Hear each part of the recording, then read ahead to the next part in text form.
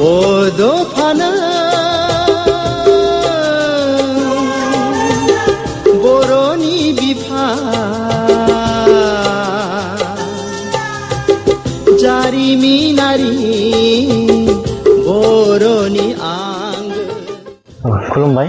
दिनै बड'फा उपेन्द्रनाथ ब्रह्मनि गोथार जोनोम सान आरो बे दिनैनि जि गोथार जोनोम सान बे हाबाफारिखौ लानानै जों थन्दमा आनसलिक कलेज बर' फरायसा थुनलाइयारि आफादाबो मोजां मोनसे डिसिप्लिन आब्रुथि गोनां जे बड'फा उपेन्द्रनाथ ब्रह्मआ मोनसे नन भायलेन्स बे मोनसे गान्धीनि मोनसे आदर्श दं। बिथाङा जिहेतु फरायसा आफादाव खामानि मावदोंमोन आरो बिथाङा हारिनि बागै सिमां नुदोंमोन जे बर'हा गेरेमसा हारि मोननांगौ।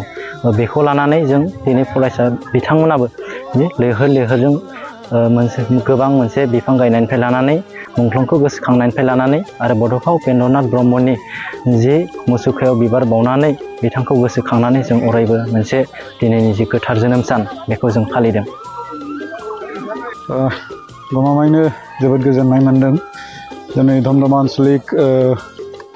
आनसलिक कलेजनि बर' स्टुडेन्टस लिटारेरि ससाइटिनि बानजायनायाव बड'फा उपेन्द्रनाथ ब्रह्मनि 69थि जोनोम सानखौ जे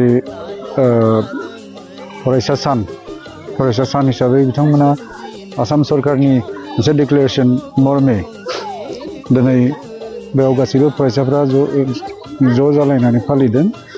बाहाय बिथांमोना बड'फा उपेन्द्रनाथ ब्रह्मनि खाम्फायाव बिबार बावजेनगिरि हिसाबै आंखौ लेंहरदों। ओंखायनो थारैनो जोबोद गोजोननाय मोनदों।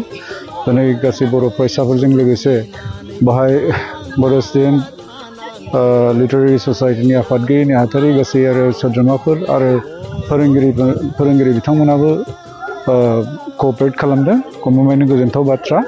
आं सानो बे गासै जोंनि बे बर' फरायसाफ्रा बड'फा उपेन्द्रनाथ ब्रह्मनि आदर्शखौ दिनै गोसोखांदों।